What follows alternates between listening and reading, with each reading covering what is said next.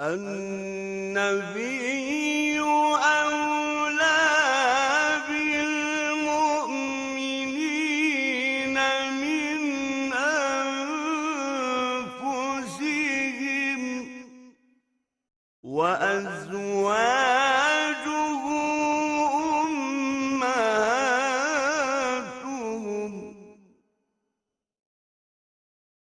وأولو الأرحام بعضهم أولى ببعض في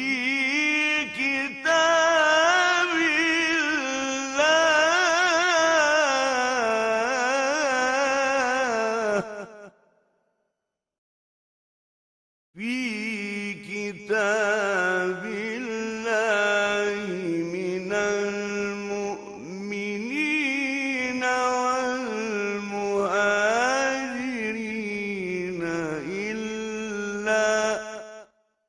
إلا أن تفعلوا إلى أوليائكم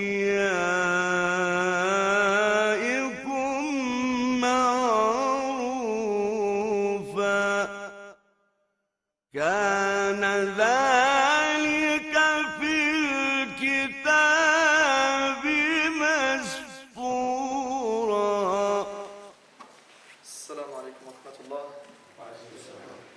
بسم الله والصلاة والسلام على رسول الله وعلى آله وصحبه ومن والاه. رب اشرح لي صدري ويسر لي أمري واحلل عقدة من لساني يفقه قولي. أما بعد.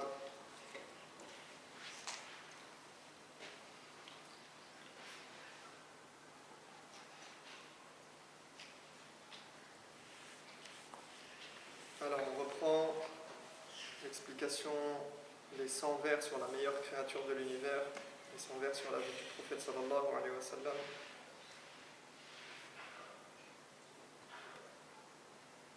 Donc al-mi'iyya fi dhikri hali ashraf al-bariyya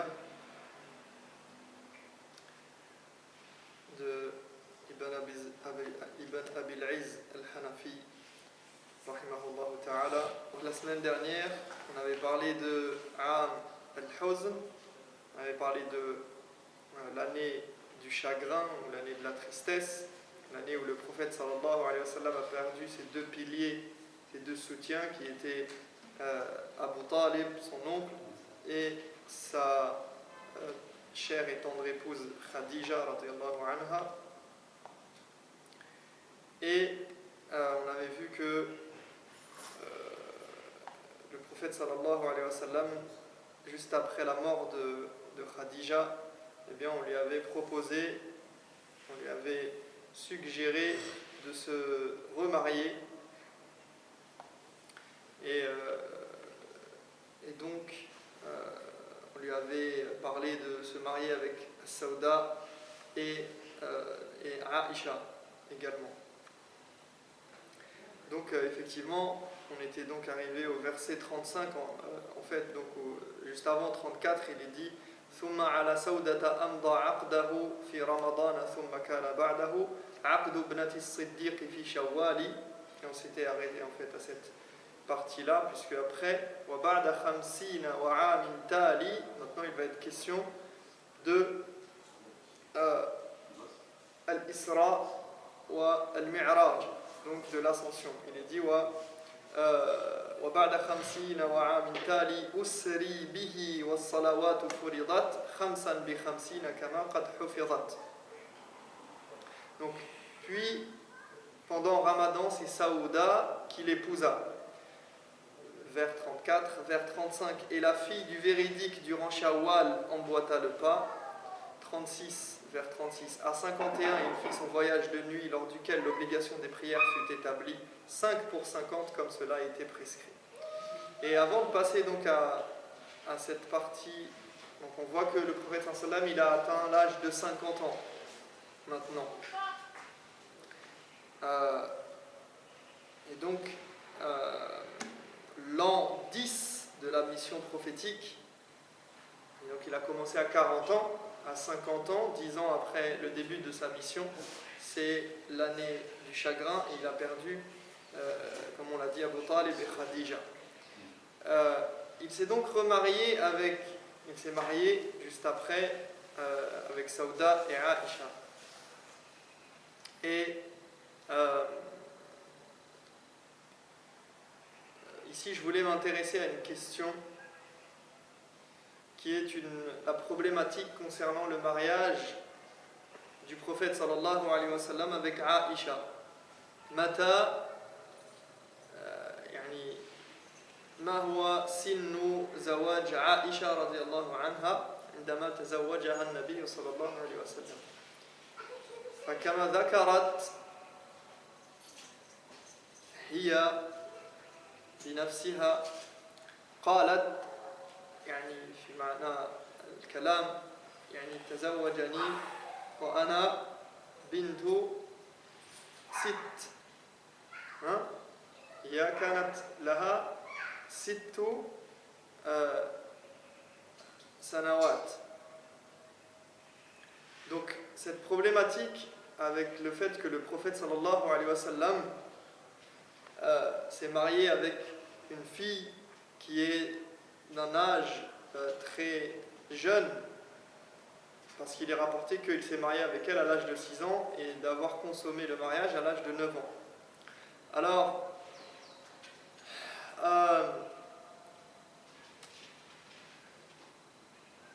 nous disons que, alors certaines personnes vont nous dire, comment justifiez-vous cette erreur ou cette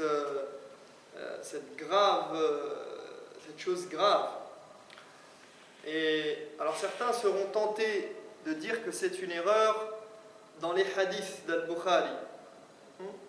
Certains parmi les musulmans, pour justifier, pour contredire ce qui se dit et aller dans le sens de ceux qui attaquent, eh bien ils répondent tout simplement, c'est une erreur dans les hadiths, c'est une erreur dans la transmission des hadiths, et Aïcha n'avait pas cet âge-là, c'est Al-Bukhari qui l'a rapporté. Mais nous disons, awalan, avant de rentrer dans le débat, nous disons, d'où tiens-tu que c'est une erreur et que c'est quelque chose de grave? Alors, ici on pose la question, où est le problème? D'accord? Parce que on va voir que la problématique ici, elle se pose à partir du moment où on estime qu'il y a quelque chose qui ne va pas. إذا قلنا إن هناك خطأ في هذا الموضوع نقول أين الخطأ؟ نعم، ولكن من أي يعني وجهة نظر، يعني من أي يعني de quel point de vue se situe le problème? هل هو خطأ قانوني؟ Est-ce que c'est un problème du point de vue de la loi? هل هو خطأ شرعي? Est-ce que c'est un problème du point de vue des règles islamiques? هل هو خطأ عقلي? Est-ce que c'est un problème du point de vue de la logique? هل هو خطأ صحي? Est-ce que c'est un problème du point de vue de la santé physique, c'est-à-dire? وهل هو خطأ عرفي? Est-ce que c'est un problème de coutume et de morale? Et vous allez voir que les remises en doute, التشكيك في السيرة عموما من قبل خطأ تنزيل تاريخي. Les remises en doute sur la sira du prophète sallallahu alayhi wa sallam, et en général en histoire, mais dans ce genre de choses, et notamment sur la vie du prophète alayhi salatu wa sallam, sont grosso modo, très souvent et la plupart du temps, un problème de déplacement historique et de jugement d'un fait historique d'une époque à l'aune des règles d'une autre époque. C'est ce qu'on appelle, c'est une sorte d'anachronisme. D'accord? On attribue à une époque donnée, une époque et un contexte et des mœurs et des manières de vivre. Donc on attribue ce qui appartient à une autre époque, et ici en l'occurrence une vision et une coutume et une habitude. C'est-à-dire qu'on a des époques différentes, des contextes différents, et on juge l'époque à partir d'une autre, des principes et des valeurs d'une autre époque. Donc nous disons que le fait que le prophète se soit marié avec une fille, une jeune fille, d'accord, et peu importe que on peut dire que d'après ce que dit Jumhur al-Ulama, la majorité des savants, à ma connaissance, ne remet pas en doute l'âge avec cette précision, mais Lina Farid, admettons qu'il y ait une petite, on va dire, parce que certains avaient pu dire, de ce dont je me rappelle, que en fait elle disait 6 ans, mais c'est-à-dire qu'elle disait 6 ans pas à partir de sa naissance, mais 6 ans à partir d'un certain âge, donc 6 ans après une certaine date, ce qui lui donnait un peu plus que 6 ans. Et certains vont même aller, vous allez voir, c'est un peu comique entre guillemets, mais ils essayent malheureusement, par la pression médiatique et la pression de l'environnement dans lequel nous évoluons, eh bien on essaye de faire correspondre l'âge de Aïcha à quoi? À 18 ans. Et vous allez voir pourquoi c'est absurde. Donc je disais, est-ce qu'il y a une erreur là? Est-ce qu'il y a un problème du point de vue de la loi? Est-ce que c'est un problème du point de vue de la loi? Ça peut être un problème du point de vue de la loi, dans la loi, nos lois ici. Mais du point de vue de la loi en général, d'une loi ailleurs, il y a d'autres lois qui peuvent autoriser cela. C'est relatif à l'endroit et à l'époque. Est-ce que c'est un problème du point de vue islamique? Non, on n'a rien dans l'islam qui interdit et qui donne une limite d'âge. Est-ce que c'est quelque chose qui pose problème du point de vue de la logique? Est-ce que c'est illogique? Non, ça ne va pas contre la logique. Est-ce que c'est un problème de santé? Non, parce que il n'y a il n'y a rien qui contredit le mariage de cette manière-là, et il n'y a rien qui contrevient à la santé des personnes vis-à-vis de cela. Donc ça reste un problème de coutume, ça reste un problème d'habitude et de morale. Et on peut concevoir que ça puisse être quelque chose qui n'est pas compris. Mais ici déjà on peut penser que, comme je l'ai dit, dans ce que dit Aïcha, est-ce qu'elle avait vraiment 6 ans, parce que l'aspect des dates et des souvenirs d'une personne sur ce qu'elle a vécu, est-ce que c'est aussi précis? C'est difficile à dire. D'accord? Surtout dans une époque où on ne note pas les dates, on ne date pas de manière précise. D'accord? Donc déjà, il peut y avoir un décalage à ce niveau-là, éventuellement. Aujourd'hui, certains pays, comme la France et d'autres, ont décidé de mettre une limite d'âge pour le mariage en fonction de paramètres. Alors en fonction de quoi? Donc, là on parle de mariage, en fonction de la maturité des gens et de leur émancipation dans la société et du rôle qu'on veut leur attribuer. Et selon des paramètres, notamment l'institution de la scolarisation systématique, de l'asservissement par le travail et le système économique qui s'organise autour du profit et du développement industriel. Et tout le système est pensé autour de ça et doit servir à cela. C'est-à-dire quoi? C'est-à-dire qu'on vous dit, mettez vos enfants à l'école, de telle heure à telle heure, jusqu'à tel âge, 18 ans qui est à peu près l'âge auquel on estime qu'on devient, qu'on peut sortir du nid et du cocon familial, mais c'est très relatif et ce système-là, il est fait pourquoi? Pour servir le système économique, pour dire que pour que les enfants aillent à l'école, que les parents aillent travailler, et ainsi de suite. Et l'enfant grandit, et à partir de 18 ans, il se met lui-même à faire des études pour devenir quelqu'un qui va encore être producteur dans la société, pas producteur de bonnes choses et de bonnes actions, mais producteur du point de vue économique.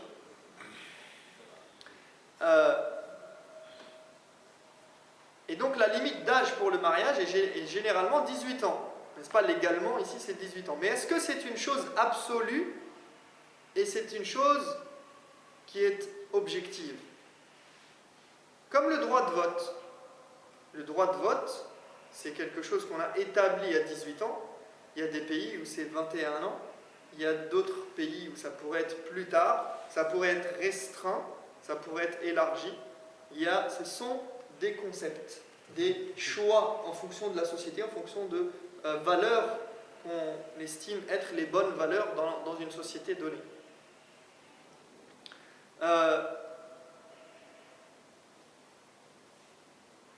Il faut savoir aussi une chose, c'est que ici, donc encore une fois, ce qui peut choquer dans une époque peut ne pas choquer dans une autre époque. Et on peut parler de plein de choses. Si vous allez simplement revenir en arrière, même 20 ans, 30 ans en arrière, il y a des choses qui sont autorisées aujourd'hui dans la loi française et dans notre contexte, donc pas si loin que ça.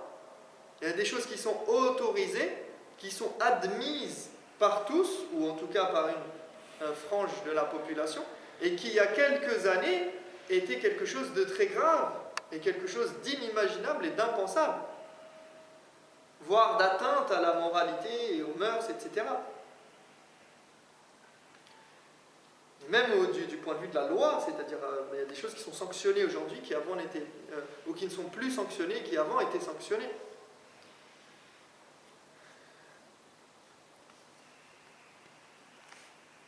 Je crois que, il me semble qu'aujourd'hui, je n'ai pas vérifié, mais l'adultère, donc le fait que quelqu'un ait un rapport hors mariage, eh bien, ce n'est plus puni par la loi comme ça l'était avant. Ça peut être une cause de dissolution du mariage ou de divorce, mais ce n'est plus comme comme c'était considéré auparavant, par exemple. Donc ici, ce qui m'intéresse, c'est déjà de dire que l'âge minimum légal pour le mariage en France, vous savez qu'il diffère de la majorité sexuelle, qui elle-même diffère de ce qu'ils appellent la maturité sexuelle. De sorte, par exemple, qu'en France, on n'a pas le droit de se marier avant 18 ans. Pourtant, on admet aux enfants le droit d'avoir des rapports sexuels à 15 ans.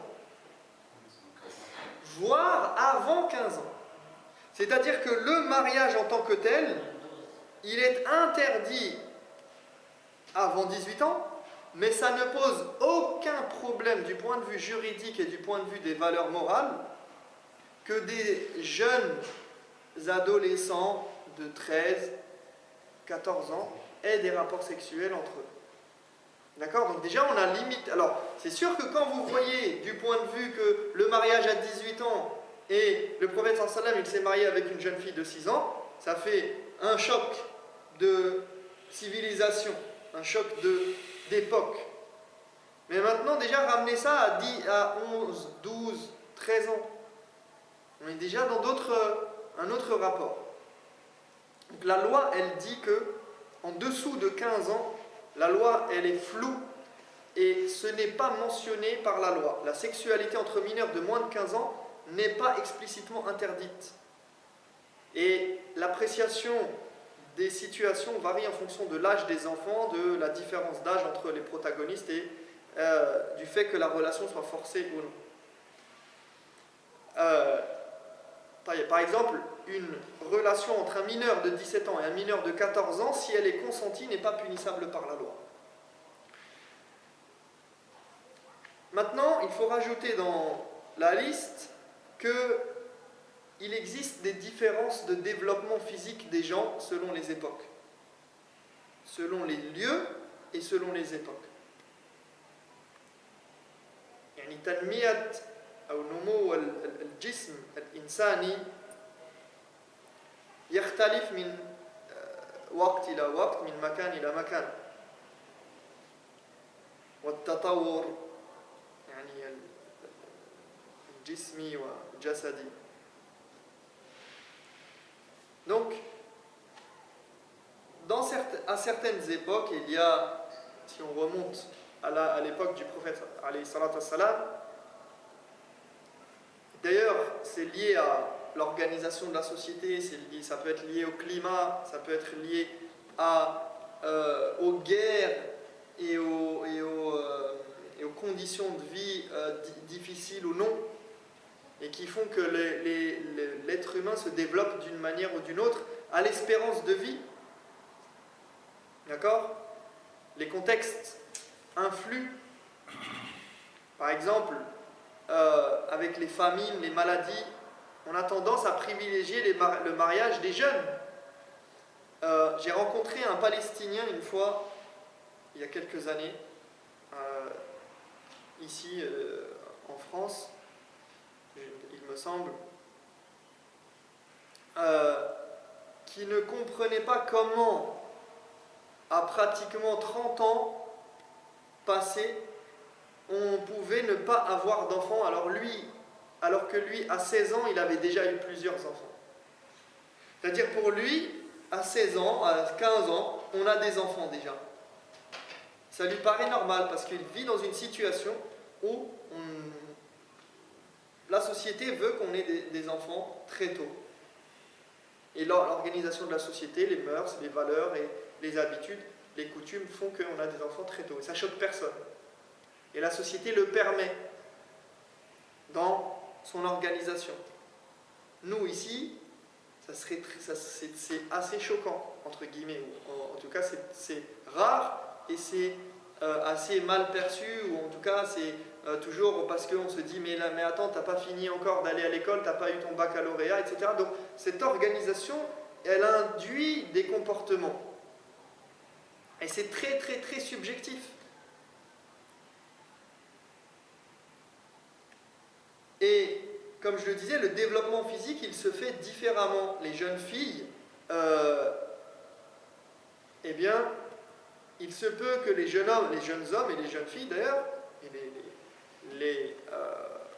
les gens donc en général, eh bien, ne se développent pas de la même manière selon, comme je l'ai dit, le climat, selon les époques. Et ils peuvent atteindre l'âge de puberté bien plus tôt dans certaines régions que dans d'autres, et à certaines époques que dans d'autres. Voire même des fois, ici, on m'a posé la question ce ramadan dernier, d'un jeune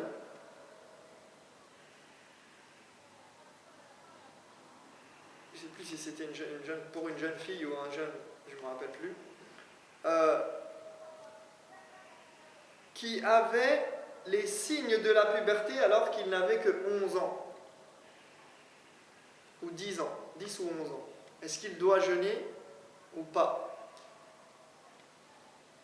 Et bien évidemment, il doit jeûner puisqu'il a les premiers signes de la puberté. Donc, il devient apte à la responsabilité religieuse, juridique et religieuse, du point de vue musulman, du point de vue islamique, il devient mukallaf.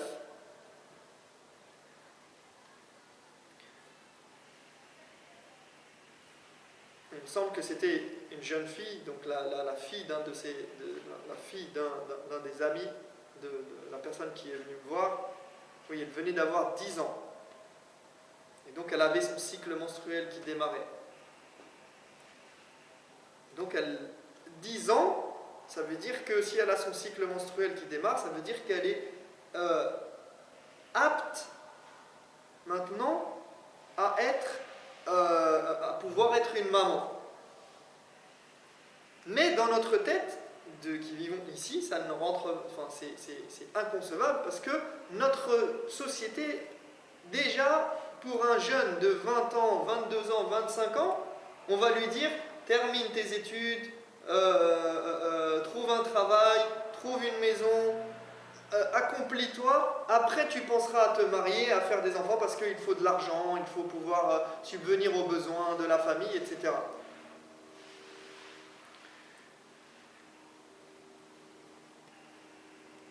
Et donc, on a tous ces paramètres à prendre en considération. Enfin, n'oublions pas qu'il s'agit du prophète sallallahu alayhi wa sallam et que si le prophète sallallahu alayhi wa sallam venait demander la main de ta fille, de la fille d'un musulman, je pense même avant même qu'elle ne naisse, je ne pense pas que quelqu'un lui refuserait la main de sa fille. Parce que pour nous, le prophète sallallahu alayhi wa sallam, c'est le meilleur des hommes, c'est la meilleure des créatures, c'est un homme pieux, noble, chaste, avec les meilleures valeurs et les meilleurs caractères et les meilleurs comportements. Non, on respecte. Mais c'est les gens, c'est l'extérieur. Non, mais je veux dire... L'extérieur.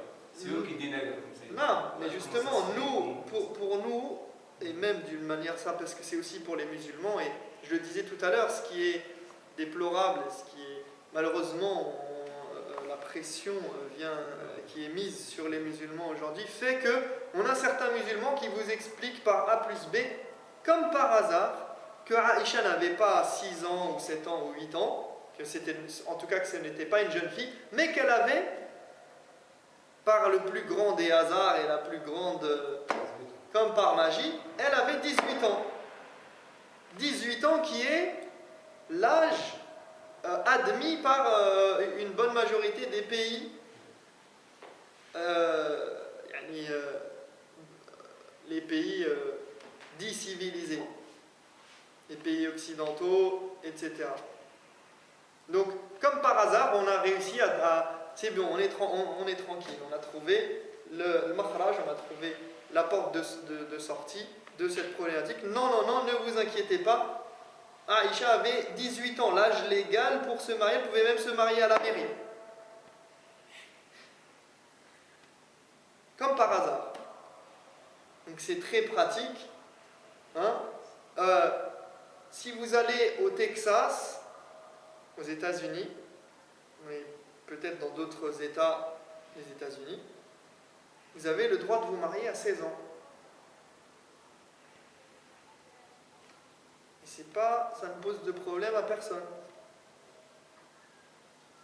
D'accord? Donc tout ça, ce sont des points de vue, je veux dire, qui sont très relatifs.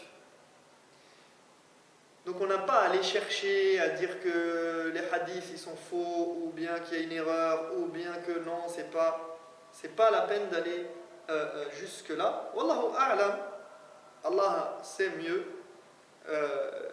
est-ce que c'était le cas ou non.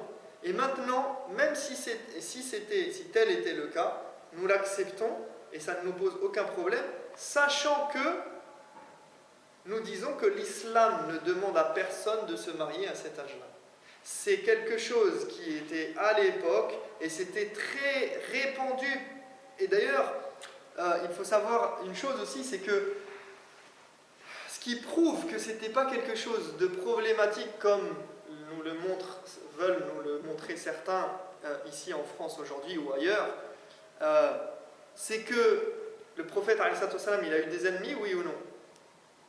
Il a eu des ennemis dans son peuple. Personne n'a jamais attaqué le prophète sallam sur ça, de son époque. Même les plus farouches opposants au message prophétique, ils n'ont pas dit regardez comment il ose se marier avec une jeune, etc. Parce que chez eux c'était tout à fait naturel. Ça ne choquait personne et c'était comme ça que la société fonctionnait. Donc nous disons que nous suivons l'époque et les lois qui régissent les endroits où nous vivons. La loi, elle interdit de se marier à tel âge, ou elle permet de se marier à tel âge, on suit. ça pose aucun problème. La société, elle est faite de sorte que on ne peut pas de toute façon vraiment déroger à cela, dans le sens où cette organisation, elle n'est pas salutaire. Comme je l'ai dit, un jeune qui se marie à 14-15 ans, aujourd'hui, admettons, qui se marierait à cet âge-là, on aurait du mal à comprendre comment il va s'en sortir. C'est impossible qu'il fasse quoi que ce soit. Où il va travailler, où il va gagner de l'argent, où il va trouver un lieu pour sa famille, pour s'occuper, comment il va s'occuper de ses enfants. Je ne dis pas que c'est impossible, il y a des gens qui... Ça existe en France. C'est immature. Mais il n'est pas mature. Non. Mais il n'est pas mature, parce que à notre époque, l'espérance de vie est de 70 ans, 80 ans, c'est pas comme à l'époque où, par exemple, au Moyen-Âge en France, où on mourait à l'âge de 30 ans, 35 ans.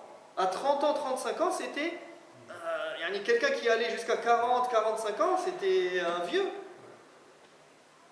Donc, forcément, à cette époque-là, les choses étaient différentes. On n'attendait pas 30 ans pour aller travailler et pour aller commencer sa vie. Puisqu'on finissait sa vie a priori, Allahu A'lam, après, c'est Ajal fi biyadillah, c'est Allah subhanahu wa ta'ala qui choisit quand chacun va mourir, mais de manière générale dans la société, ça avait un impact. Et comme je l'ai dit, donc je termine sur ça par rapport à cette question, c'est que nous ne disons à personne ça ne pose aucun problème pour le musulman lambda, puisque personne ne va vers cette volonté d'aller se marier avec, puisqu'on nous attaque toujours, on attaque toujours l'islam par rapport à ces sujets-là, mais nous n'avons aucun problème.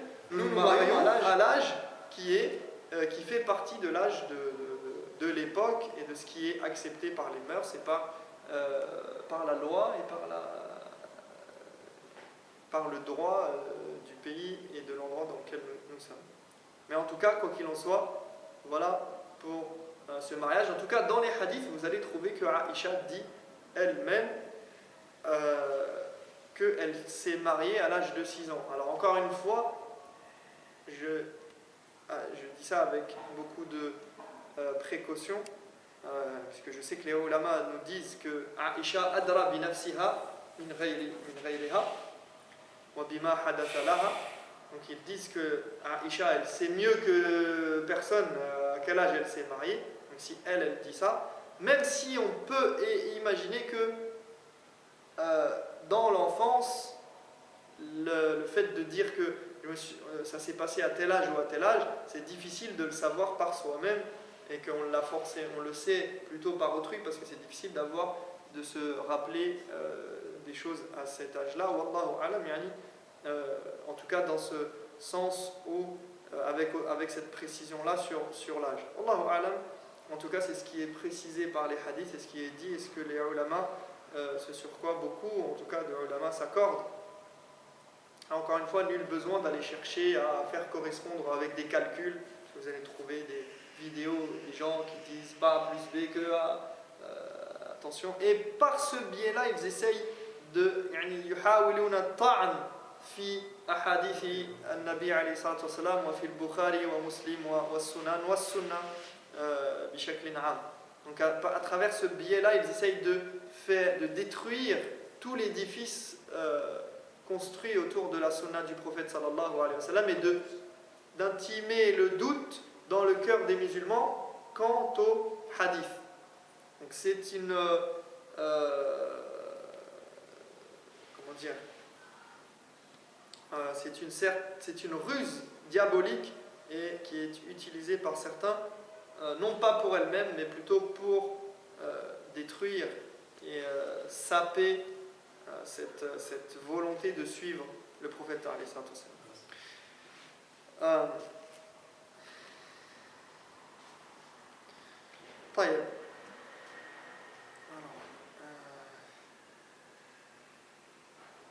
Je pense qu'on va laisser la partie sur Al-Isra pour le cours prochain, Al-Isra wa Al-Mi'raj. Comme ça, on aura l'occasion de traiter toute cette partie-là. Donc le vers 36, on va l'étudier le prochain cours, Inch'Allah Ta'ala, je pense. Parce qu'il y a pas mal de choses à dire sur l'Isra ou le Mi'raj.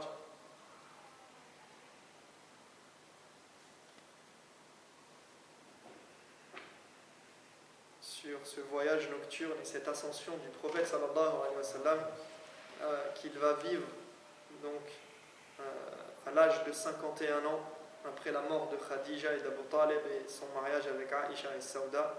Eh bien, il va vivre un voyage exceptionnel durant la nuit et il va connaître son ascension au ciel à la rencontre de Allah tabaraka wa ta'ala, de son Seigneur, et il va croiser les différents prophètes et il va vivre des choses extraordinaires et Inch'Allah ta'ala on en parlera dans le prochain cours. Naktafi bihadha al-qadr wa nas'alullah tabaraka wa ta'ala an yahdiyana lima yuhibbu wa yarda wa an yufaqqihana fi dinina وأن يجعلنا من الذين يستمعون القول فيتبعون أحسنه أولئك الذين هداهم الله أولئك هم أولو الألباب سبحانك اللهم وبحمدك أشهد أن لا إله إلا أنت أستغفرك